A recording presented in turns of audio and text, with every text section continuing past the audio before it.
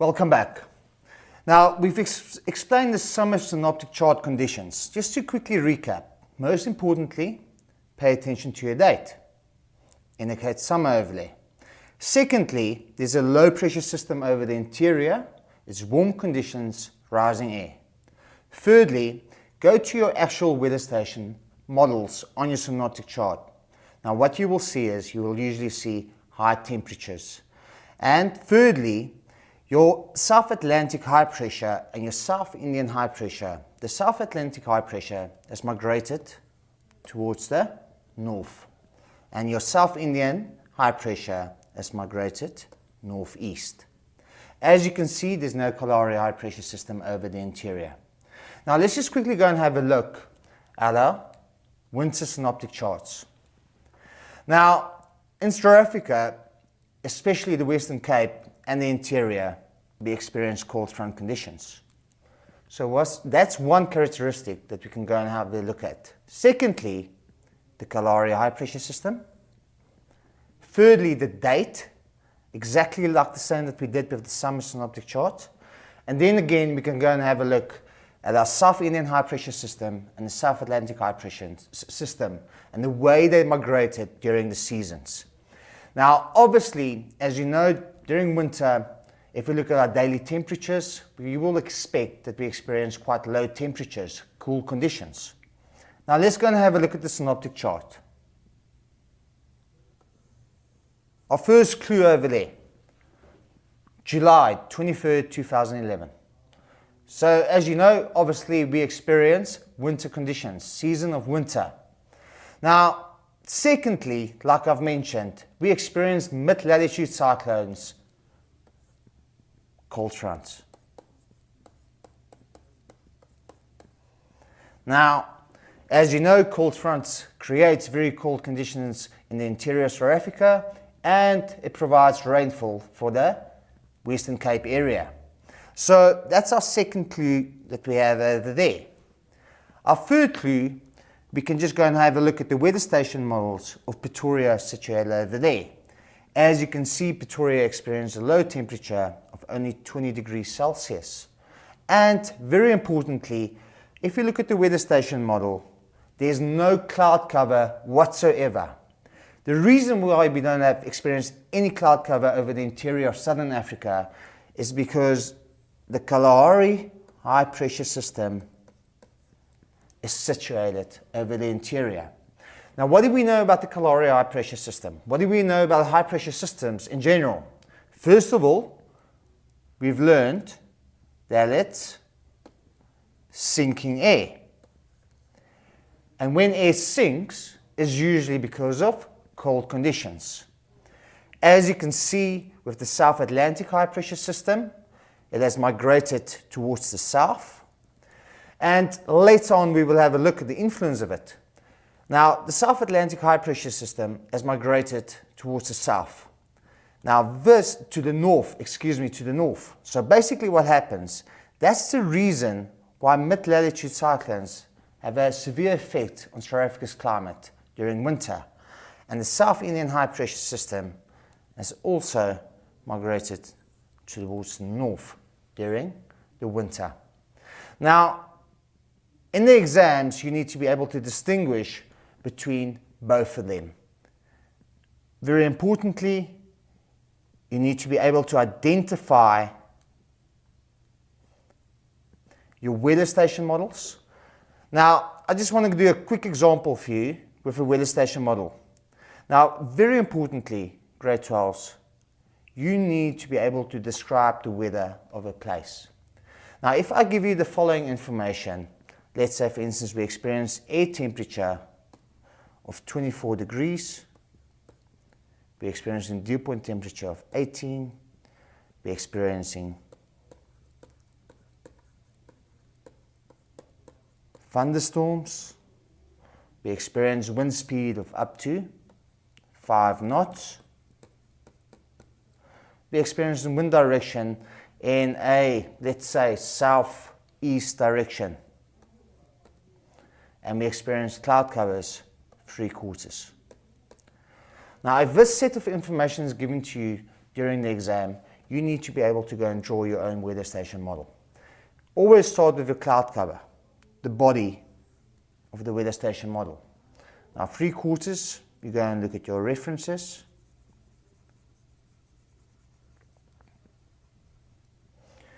Then start with your temperature. As you can see, the air temperature is 24 degrees Celsius. The dew point temperature, again great fellows, please remember, it's not minimum temperature. Dew point temperature is where condensation takes place, is 18 degrees. The type of precipitation that we might experience during the day, or are experiencing during the day, is thunderstorms, and the symbol for thunderstorms looks like that. Our wind direction is southeast, and our wind speed is 5 knots. Now this is how you draw a weather station model, and if you need to describe a weather station model, once again, refer to your temperature. It's 24 degrees Celsius. It's 18 degrees dew point temperature. We're experiencing thunderstorms. We have 3/4 cloud cover. The wind direction is southeast, and wind speed is 5 knots.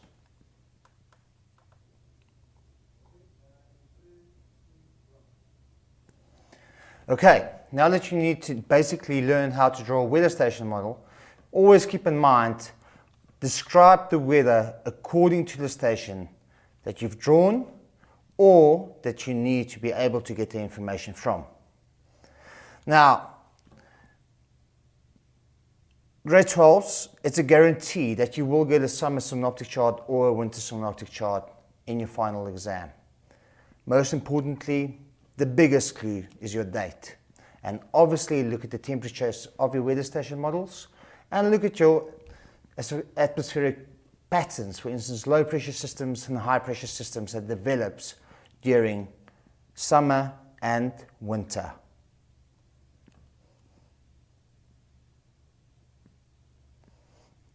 Winter, same scenario. In South Africa, usually experience cold fronts. The Kalahari high pressure system is over the interior of southern Africa. An easy way to be able to identify that, once again, when you look at your weather station systems, weather station models, pardon me, you will see that it's clear blue skies. Why clear blue skies? Because of sinking air. Keep in mind, grade 12s, clouds can't form when it's sinking air. Clouds formation takes place with rising air, and it's usually the rising air that cools down, it condenses, and we got cloud formation taking place. And a straight giveaway, once again, go and look at your low temperatures. There's a synoptic chart that we discussed. As you can see, the Kalahari high pressure system is over the interior. The date is a date giveaway, and you can go and have a look at your temperatures. That's quite low. Now, our next topic that I want to discuss with you, we did it in grade 11, global air circulation. Now, global air circulation is very important to understand the movement of air. Now, before I'm going to start this topic, air moves in two ways, horizontally or vertically. When it moves vertically, we look at low pressure systems and we look at high pressure systems. When it moves horizontally, we look at wind. It's known as wind. Now, what is wind? It's basically that air moves from a high pressure to a low pressure. And we know if air moves vertically upwards, it's known as a low pressure, and where air sinks, it's known as a high pressure. Now, with the synoptic charts, what do we know about low pressure system? It's rising air because of warmer conditions. We know it's rising air because it's being forced to rise. But you know about high pressure systems? It's sinking air because of cold conditions. And very much importantly, air moves from a high pressure to a low pressure, and that is known as wind. Now, we experience different types of pressure systems all around the world. And the simple reason why we experience them is because of the different insulation that the surface receives. Now, in grade 10, you've learned about insulation, heating of the Earth's surface. Insulation stands for incoming solar radiation. Now, obviously, different parts in the world warms up and is warmer than other parts of the world. And we're going to have a look how it influences the different pressure systems that we experience all around the world. Now, first and foremost, let's go back to the basics. In grade 10, like I've mentioned, you've learned about insulation. Incoming solar radiation from the sun. Now, obviously, radiation heats up the surface of the Earth. Now, obviously, the shorter the distance that these sun rays travel from the sun, how warmer it's going to be. How further it needs to travel, how colder it's going to be. Now, as you know it, if you look at the equatorial regions, basically the warmest conditions that we experience on the Earth's surface. And where do we experience the coldest conditions on the Earth's surface? Yes, the polar regions, over here.